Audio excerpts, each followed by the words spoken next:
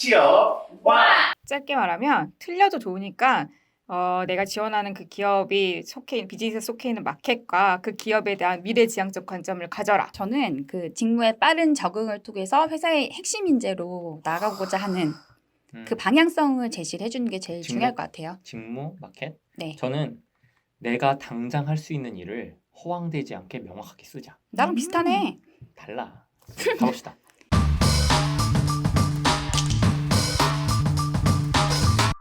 사실 입사 포부 되게 학생들이 어려워하죠. 그죠?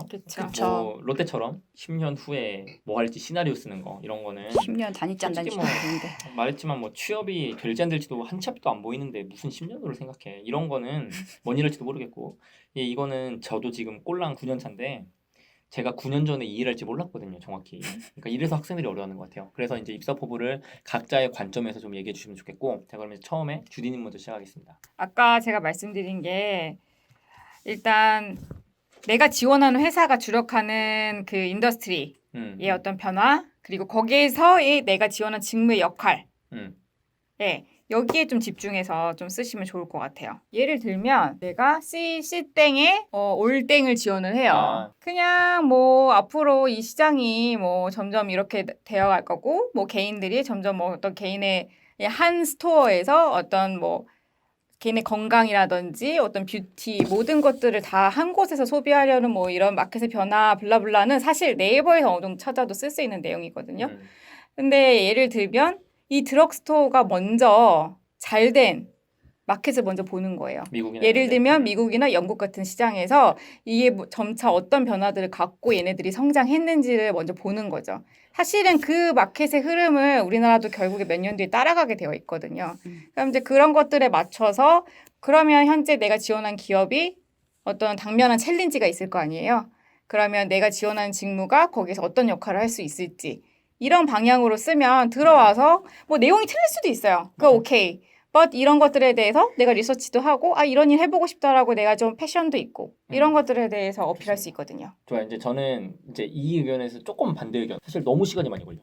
단점은 있어요. 근데 솔직히 정도입니다. 난 너무 이 의견이 좋다고 생각하는데 자기가 평상시에 관심 가졌던 기업이면 이렇게 쓰는 거 무방이고 오케이. 너무 좋고 우리가 근데 항상 얘기하잖아. B2B 쓰라 그러는데 B2B 이렇게 하면은 시간이 너무 많이 걸리니까 거기는 뭐 대충 다른 식으로 써야지. 입사 포부까지는. 좋아요. 아무튼 되게 좋은 이야기였어요. 그러면은 셀럽님은? 일단은 뭐 명확하게 기술하려면 입사 후에 내가 하게 되는 직무에 대한 이해도가 얼마나 있는지 직무. 네, 그리고 그것을 어떻게 발휘해서 퍼포먼스를 낼지에 대해서 구체적인 기술이 필요하겠죠.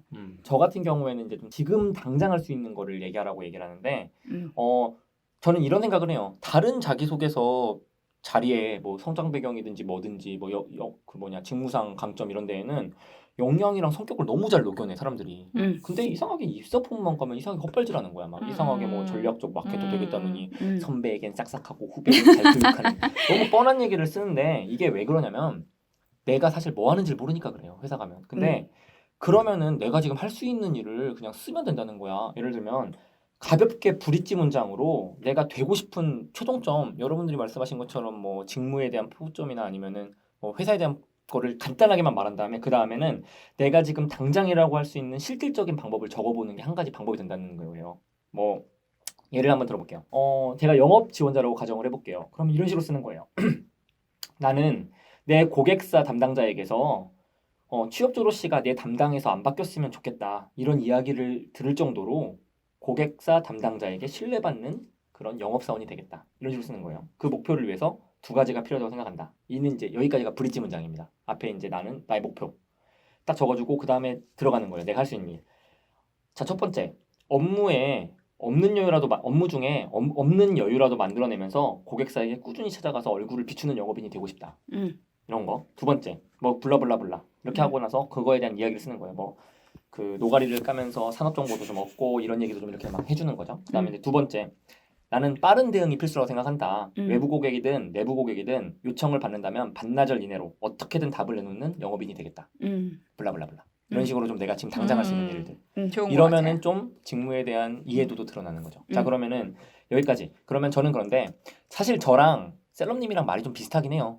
그쵸. 직무에 대한 거. 그런데 셀럽님이 이제 직무에 대한 좀 팁을 좀 주시면은 좀 더 예시를. 예를 들면은 퍼포먼스 마케터다. 음. 그쪽에 지원을 한다. 그럼 그 퍼포먼스가 뭔지를 알아야 된다는 거죠. 음. 거기에 부합하는 우선사항이라고 해야 될까요?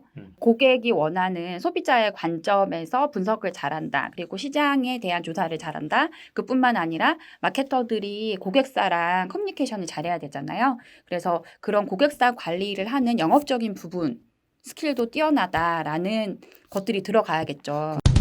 그다음에 뭐 또 뭐 내용이 약간 틀리면 어떠냐 이런 얘기도 해주셨는데 그거에 대해서는 좀 사실은 고민은 좀 있거든 우리들은. 그치. 근데 사실 그 면접관들이 보고 있으면 되게 귀여워요. 아, 그치. 그쵸? 우리들은 다 어린이니까.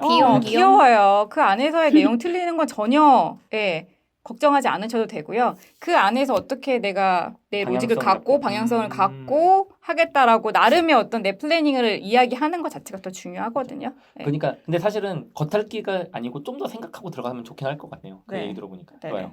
그쵸? 시간을 좀 많이 쓸 수 있는 상황이고 내가 정말 가고 싶은 네, 거면 사실 이렇게 맞아요. 쓰셔야 돼요. 진짜 가고 네. 싶은 회사에는 맞아요. 꼭 이렇게 하시길 저는 맞아요. 추천드립니다. 그다음에 이제 맞습니다. 저처럼 복붙을 사랑하는 저 사람은 그냥 대충 복붙 할수 있는 중요하죠. 정원에 복붙 빡 하면 돼요. 네.